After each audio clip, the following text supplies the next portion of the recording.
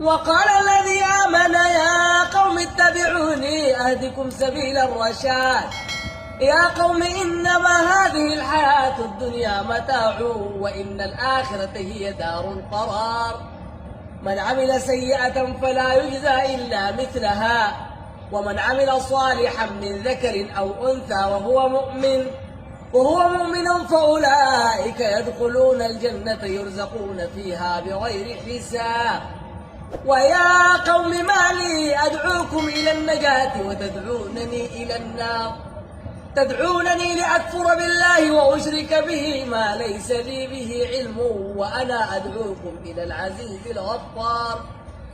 बिस्मिल्लाहिर्रहमानिर्रहीम। अल्लाह रब्बुल इज़्ज़त की करोड़ों रहमतों का नज़ूल हो हमारे इस नाबीना भाई पर। बड़ी ही खूबसूरत आवाज़ और बड़े ही मुनफरिद अंदाज में कुरान करीम के हरफों को महसूस करते हुए उनकी तिलावत फरमा रहे हैं। अल्लाह रब्बुल इज़्ज़त की करोड़ों रहमतों का नज़ूल हो इसके माँ बाप पर और इसके असातिज़ाए किराम पर, जिन्होंने इसकी माजूरी को इसकी मजबूरी बनाने के बजाय इसे माशरे का मुनफरिद और मुमताज़ इंसान बना दिया है।